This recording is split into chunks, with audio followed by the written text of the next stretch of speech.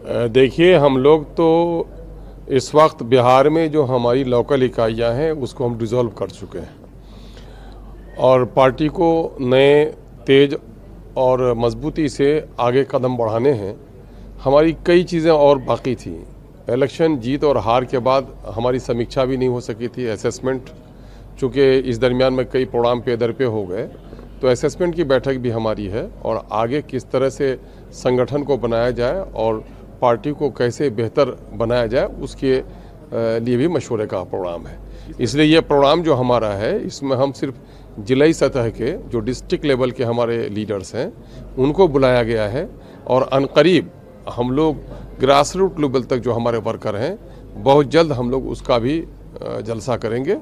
तो आज इसी में हम लोगों का काम हो रहा है कि मशवरा कर रहे हैं कि पार्टी को बेहतर कैसे बनाया जाए और इलेक्शन के हार और जीत की समीक्षा भी हो रही है। आप नहीं देख रहे हैं लोगों का क्या मोहब्बत है।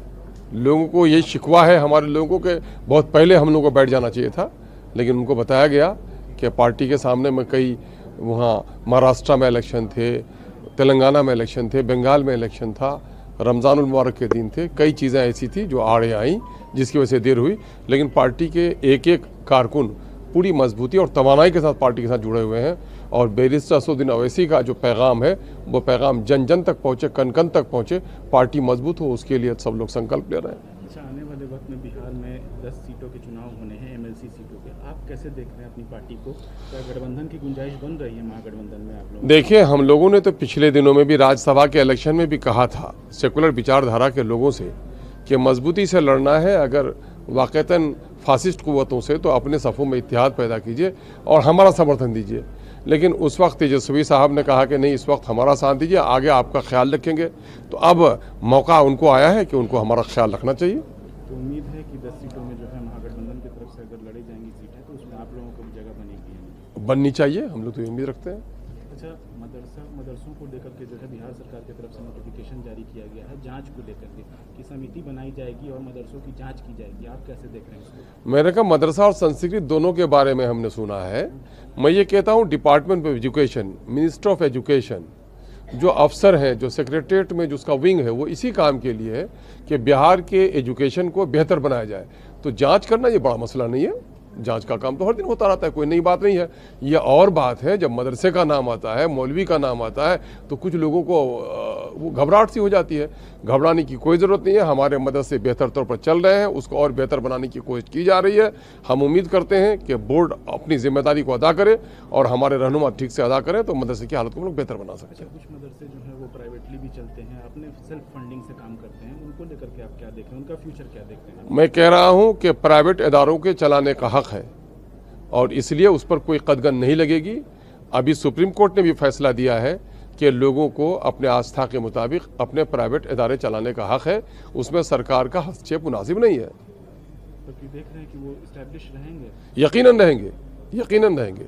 ये मैं समझता हूँ कि जब दुनिया में कोई तालीमी इदारा मुनज़्ज़म नहीं था तो मुसलमानों ने मकतब का रवाज दिया। इसी भारत में दलितों को पढ़ने का मौका नहीं था तो पुणे में जो सबसे पहली तहरीक उठी दलितों को पढ़ाने के लिए, उसने भी मुसलमानों में नुमाया रोल अदा किया।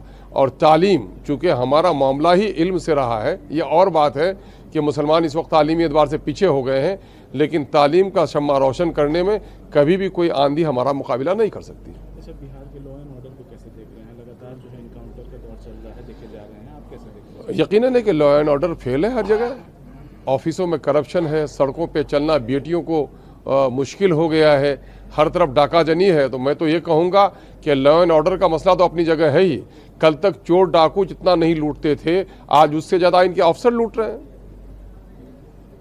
अच्छा, तो मतलब कि लॉ एंड ऑर्डर का जो हवाला दिया जा रहा है नई सरकार की तरफ से कि हम लोग जो है क्राइम, कम्युनिज्म और इन सब चीज़ों से जो है समझौता नहीं, ये सरकार जो सी क्यूब है, क्राइम, कम्युनलिज्म और करप्शन, ये तीनों में सरकार फेल है।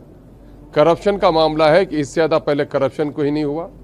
पहले सेक्रेटरीट लेवल तक जितना नहीं कमाते थे, आज इनका एक रेवेन्यू कर्मचारी उतने रिश्वत कमा रहा है। और जो दलाल लोग हैं जो मैनेज कर रहे हैं ठेके को, उनके बारे में देख रहे हैं हीरे और जवाहर का खान उनके घर में निकल रहा है। ये पूरे तौर पर सरकार करप्ट हो गई है। लॉ एंड ऑर्डर का मामला खास करके मुसलमानों के दरमियान में खौफ पैदा करने की कोशिश की जा रही है। कई जगह लिंचिंग्स के वाक़यात भी हुए हैं, मुस्लिम लड़कियों के साथ रेप हुआ और आज तक उसके लोगों को गिरफ्तार नहीं किया गया। ऐसा कुछ माहौल है, कहीं से भी लॉ एंड ऑर्डर सही तौर पर नहीं चल रहा है। करप्शन का मामला वही है और लोगों के अब भी कुछ बयानात आ रहे हैं जो नफरत फैलाने वाले हैं, तो इससे कॉम्युनल हारमोनी मुतासिर हो रही है। ये सरकार इन मामले में नाकाम है। सवाल है, राबड़ी देवी के बंगले को लेकर के काफ़ी जो है सियासत बिहार में देखी जा रही है। कहा जा रहा है कि नीतीश कुमार को भी खाली कराना चाहिए अगर राबड़ी देवी को खाली करा रहे हैं तो। आप कैसे देखते हैं इसको? देखिए, मैं कह रहा हूँ किसी समाज में प्यार, मोहब्बत, तरक्की उसी वक्त कायम हो सकती है जबकि वहाँ पर इंसाफ कायम हो। तो सबके साथ इंसाफ होना चाहिए। ये राजतंत्र नहीं है कि राजा ने किसी को बख्शिश दे दी और किसी को महरूम कर दिया। ये लोकतंत्र है। लोकतंत्र में जो नियम बने हुए हैं वो सत्ता पक्ष के हों या विपक्ष के हों, सबके साथ एक रूल काम करना चाहिए। अगर उनको खाली करना चाहिए तो दूसरे लोगों को मिला है तो उनको भी खाली करना चाहिए। अगर दूसरे लोग खाली नहीं करते हैं तो इनको भी खाली नहीं करनी चाहिए।